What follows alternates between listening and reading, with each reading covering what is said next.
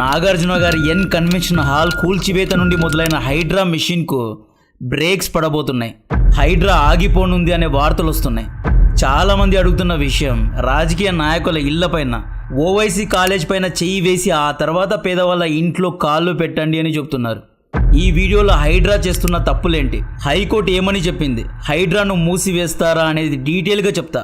Video reach కోసం దయచేసి like and subscribe చేయండి. అసలేం జరిగింది అంటే సెప్టెంబర్ 22 ఆదివారం రోజు హైడ్రా కుకట్పల్లి, సంగారెడ్డి, అమీన్పుర దగ్గర ఉన్న బఫర్ జోన్లో కట్టుకున్న ఇళ్లపైన దాడి చేయడం జరిగింది. సెప్టెంబర్ 21 సాయంత్రం నోటీసులు ఇచ్చి నెక్స్ట్ డే ఆదివారం రోజు కూల్చివేతలు చేయించడం అనేది కోపానికి దారితీసింది. ఈ కూల్చివేతల విషయంలో అమీన్పుర రెసిడెంట్ అయిన రఫీ హైకోర్టులో కేసు వేశారు. మొన్న హైకోర్టు అమీన్పుర తహసీల్దార్ అయిన రాధా గారిని మరియు హైడ్రా కమిషనర్ ఏవి రంగనాథ్ గారిని విచారించింది. తహసీల్దార్ ఫిజికలీ కోర్టుకు వెళ్ళి అటెండ్ అయ్యారు. వర్చువల్లీ అంటే ఆన్లైన్లో రంగనాథ్ గారు ఈ విచారణకు అటెండ్ అయ్యారు. High court judge justice K Lakshman గారు చాలాసేపు ఇద్దరిని రోస్ట్ చేశారు. ఇంతకు ముందే తెలంగాణ కోర్టు హైడ్రాకు నోటీసులు ఇచ్చింది అండ్ కొన్ని రూల్స్ అండ్ ప్రోటోకాల్స్ని కూడా ఇవ్వడం జరిగింది. ఆ రూల్స్ ఏంటి అంటే సండేస్ రోజు లేదా హాలిడేస్ రోజు కూల్చివేతలు చేయొద్దు అని హైకోర్టు ఆదేశించడం జరిగింది. ఒక ఇల్లీగల్ బిల్డింగ్ను కూల్చివేసే ముందు నోటీసులు ఇవ్వాలి, ప్రియర్ ఇన్ఫర్మేషన్ ఇవ్వాలి, రెసిడెన్స్కు కొంత టైం ఇవ్వాలి అని చెప్పింది. యాక్చువల్లీ ఆదివారం సెప్టెంబర్ 22వ తేదీన హైడ్రా కూల్చివేసిన బిల్డింగ్ కిష్టారెడ్డిపేట్ సర్వే నంబర్ 164లో ఉంది. ఈ బిల్డింగ్ను రఫీ మరియు కృష్ణారెడ్డి కలిసి కట్టారు. ఇది 270 స్క్వేర్ యార్డ్ల ప్లాట్, చాలా పెద్ద ప్లాట్. ఈ ప్లాట్ గవర్నమెంట్ ల్యాండ్లో కట్టారు అని దీన్ని హైడ్రా కూల్చివేసింది. అయితే ఈ బిల్డింగ్ కట్టడానికి అక్కడి గ్రామ పంచాయత్ అధికారులు పర్మిషన్ ఇచ్చారు. మళ్ళీ పర్మిషన్ను క్యాన్సిల్ చేశారు. మీరెందుకు మొదటగా పర్మిషన్ ఇచ్చారు? ఇది 100 స్క్వేర్ ఫీట్లు లేదా 200 స్క్వేర్ ఫీట్ల ప్లాట్ కాదు, 270 స్క్వేర్ యార్డ్ల ల్యాండ్. ఇంత పెద్ద ల్యాండ్కు ఎలా పర్మిషన్ ఇచ్చారు? అండ్ బిల్డింగ్ కట్టడానికి ఎందుకు శాంక్షన్ లెటర్స్ ఇచ్చారు? బిల్డర్స్ పైన ఏప్రిల్లో గ్రామ పంచాయత్ అధికారులు నోటీసులు జారీ చేశారు. ఏమని నోటీస్ ఇచ్చారు అంటే ఇది ఇల్లీగల్గా కట్టిన బిల్డింగ్ అని నోటీస్ ఇచ్చారు. మళ్ళీ సెప్టెంబర్ వరకు ఎటువంటి యాక్షన్ లేదు. ప్రభుత్వ అధికారులకు బిల్డర్స్కు సెట్టింగ్ జరిగిందా అనేది తెలియాలి. వీరందరూ సెప్టెంబర్ వరకు సైలెంట్గా ఉన్నారు. ఆ తర్వాత తహసీల్దార్ సెప్టెంబర్ 21 రోజు హైడ్రాకు కంప్లైంట్ చేశారు. హైడ్రా దీన్ని మరుసటి రోజే కూల్చివేసింది. ఇక్కడ హైకోర్టు అడుగుతున్న క్వశ్చన్, ఎందుకని ఫస్ట్ ప్లేస్లో గ్రామ పంచాయతీ ఈ బిల్డింగ్ కట్టడానికి పర్మిషన్ ఇచ్చింది? ఎందుకని శనివారం నోటీసులు ఇచ్చి హాలిడే రోజు కూల్చివేశారు? మేము ఆల్రెడీ హాలిడేస్ రోజున కూల్చివేయకూడదనే ప్రోటోకాల్ పెడితే మీరెందుకు పాటించలేదు అని జడ్జి గారు సీరియస్ అయ్యారు.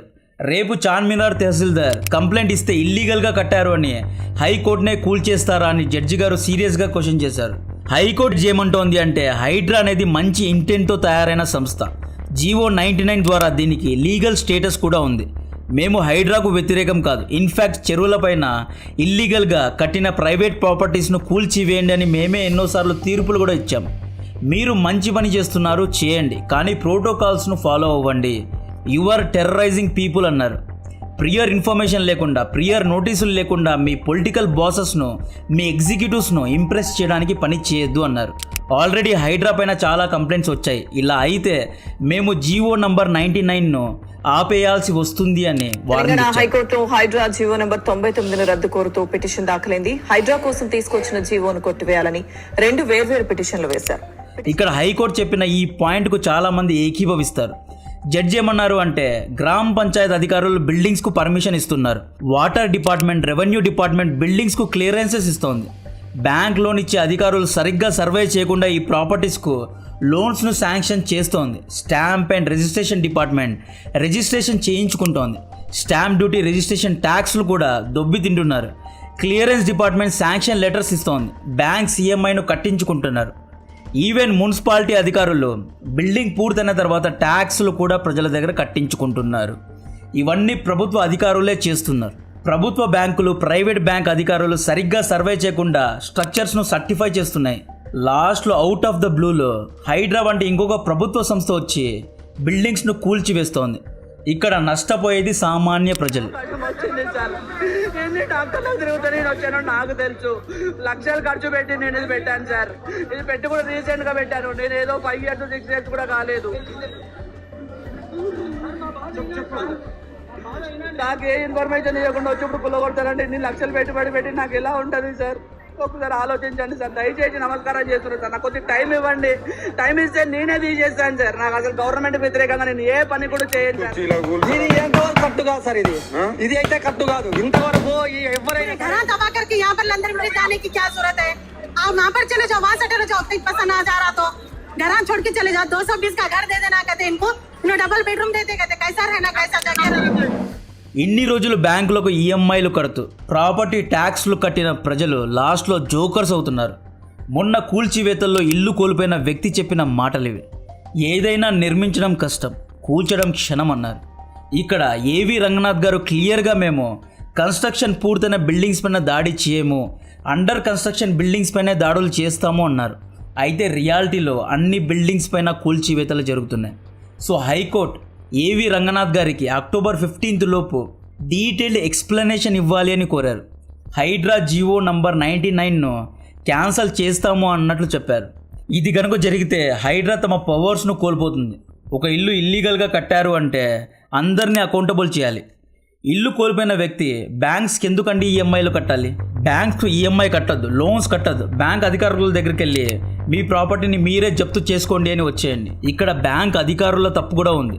ఈ బ్యాంక్ అధికారులు ఏం చేస్తున్నారు? బిల్డర్స్ దగ్గర లంచాలు తీసుకొని, డబ్బులు తీసుకొని, ప్రాపర్టీ డాక్యుమెంట్స్ సరిగ్గా లేకపోయినా దానికి శాంక్షన్ చేసి ప్రజలకు లోన్స్ ఇస్తున్నారు. బ్యాంక్ అధికారుల తప్పు కూడా ఉంది. నెక్స్ట్ హైకోర్టు మూసీ నదిలో ప్రస్తుతం జరుగుతున్న డెమాలిషన్స్ గురించి కూడా ప్రస్తావించింది. అయితే ఈ డెమాలిషన్స్ హైడ్రా చేయడం లేదు, దీన్ని Musi river front development corporation చేస్తోంది. యాక్చువల్లీ మూసీ నదిలో దాదాపు 2000 ఇళ్ళు మూసీ నదిని ఆక్రమించి కట్టారు. దాదాపు 8000 ఇళ్ళు మూసీ కాలువ యొక్క బఫర్ జోన్లో కట్టారు. ఒకప్పుడు హైదరాబాద్ ప్రజలకు త్రాగునీరు అందించేది మూసీ నది, కానీ ఇప్పుడు ఇది ఒక డ్రైనేజ్ నదిలా మారిపోయింది. ప్రస్తుతం మూసీ నదిలో ఉన్న ఇల్లీగల్ కన్స్ట్రక్షన్స్ కారణంగా హైదరాబాద్లో అరగంట సేపు వర్షం పడితే హైదరాబాద్ నీటితో నిండిపోయే పరిస్థితి ఉంది. మూసీ నది దగ్గర ఉన్న రెసిడెన్స్లో చాలామంది 15 ఏళ్ల నుండి ఉన్నారు, కొంతమంది 5 ఏళ్ల నుండి ఉన్నారు. వీళ్ళల్లో కొంతమంది దగ్గర రిజిస్ట్రేషన్ పేపర్స్ కూడా ఉన్నాయి. మూసీ నది దగ్గర కట్టుకున్న ఇళ్లకు స్టాంప్ అండ్ రిజిస్ట్రేషన్ ఎలా చేయించారు, ఎంత లంచం తీసుకొని చేయించారు. చాలామంది ఈ ప్రాపర్టీస్కు ట్యాక్స్ కూడా కడుతున్నారండి. హైడ్రా మొదటగా చేయాల్సిన పని గత 15 ఏళ్ల నుండి స్టాంప్ అండ్ రిజిస్ట్రేషన్ డిపార్ట్మెంట్లో పనిచేసిన అధికారులు, రెవెన్యూ డిపార్ట్మెంట్లో పనిచేసిన అధికారులపైన, మున్సిపాలిటీలో పనిచేసిన అధికారుల ఇళ్లను ఫస్ట్ కూల్చి ఆ తర్వాత ఇల్లీగల్ ప్రాపర్టీస్ దగ్గరకు రావాలి. అందరినీ అకౌంటబుల్ చేయండి. ఇక్కడ ప్రజల తప్పు కాదు, ఇక్కడ అధికారుల తప్పు కూడా ఉంది. ఇప్పుడు ఈ మూసీ నది విషయంలో కూడా అక్కడి రెసిడెంట్ ట్యాక్స్ రిసిప్ట్ పట్టుకొని, సార్ ఇదిగో మేము గత 10 ఏళ్ళ నుండి మున్సిపాలిటీకు ట్యాక్స్ కడుతున్నాము అని చెబితే ఈజీగా కోర్టులో గెలుస్తారు.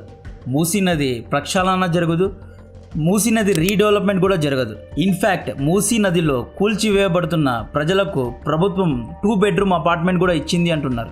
యాక్చువల్లీ మూసీ నది లోపల నది దగ్గర ఇల్లు కట్టుకోవడం వీళ్ళ ప్రాణాలకే ప్రమాదం. రేపు అన్ప్రెసిడెంట్గా వర్షాలు వస్తే వీళ్ళే మొదటగా కొట్టుకుపోతారు. ఒక రెసిడెంట్ అయితే మూసీ నది మధ్యలో ఇల్లు కట్టుకున్నారండి. మాల్దీవ్స్ రిసార్ట్ లాగా మధ్యలో ఇల్లు ఉంది. అసలు ఎవరు దీనికి పర్మిషన్ ఇచ్చారో తెలియదు. హైడ్రా సిచ్యువేషన్ ఇప్పుడు ఎలా అయిపోయింది అంటే 15 ఏళ్ల నుండి అధికారులు చేసిన మెస్ను ఇప్పుడు వీళ్ళు క్లీన్ చేస్తున్నారు. ఏవి రంగనాథ్ గారు మాటలు పడడం చూడడానికి బాగాలేదు. హైడ్రా ఇంటెంట్ కరెక్ట్గా ఉంది, బట్ ప్రభుత్వ నాయకులు, మాజీ అధికారులు వీరిని లెట్ డౌన్ చేస్తున్నారు. మూసీ నదిని దాదాపు 1,50,000 కోట్ల బడ్జెట్తో తయారు చేస్తున్నారు. యాక్చువల్లీ దీన్ని క్లీన్ చేస్తున్నారు, రీడెవలప్ చేస్తున్నారు. మూసీ నది 2 వైపులా టూరిస్ట్ సెంటర్స్ లాగా మార్చడానికి ట్రై చేస్తున్నారు. పార్క్స్ను, ప్లే గ్రౌండ్స్ను కట్టాలి అని చూస్తున్నారు. ప్రతిపక్ష పార్టీలు మూసీ నది రీడెవలప్మెంట్ అనేది స్కామ్, దీన్ని క్లీన్ చేయడానికి, దీన్ని రీడెవలప్ చేయడానికి 1,50,000 కోట్లు ఎందుకు కావాలి అని ప్రశ్నిస్తున్నారు. సో హైడ్రా, మూసీ నది రీడెవలప్మెంట్ అనేది రాజకీయంగా మారిపోయింది. మేబీ హైడ్రాను జీవో నంబర్ 99ను క్యాన్సిల్ చేసే అవకాశాలు ఉన్నాయి అని కొంతమంది చెప్తున్నారు. కన్ఫామ్గా తెలియదు, బట్ డెఫినెట్లీ హైకోర్టు అయితే వీరి యొక్క డెమాలిషన్స్ను ఆపడానికే చూస్తోంది. ఒకవేళ వీళ్ళు సుప్రీంకోర్టుకు వెళ్ళిన హైడ్రా అనేది కేసు గెలవదు. ఎందుకంటే సుప్రీంకోర్టు అడిగేది ఒకటే, మీరెందుకు పర్మిషన్ ఇచ్చారు, మీరెందుకు ట్యాక్సులు కట్టించుకుంటున్నారు, మీరెందుకు ఇన్ని రోజులు ఊరికే ఉన్నారు. ఈ కేసు సుప్రీంకోర్టు వెళ్తే కూడా ఓడిపోయేది హైడ్రానే. సో డెఫినెట్గా హైడ్రా డెమాలిషన్స్ అయితే ఆగిపోతాయి. కాంటెంట్ నచ్చితే వీడియోను లైక్ చేయండి, ఛానల్ను సబ్స్క్రైబ్ చేసి అందరికీ షేర్ చేయండి. జై హింద్.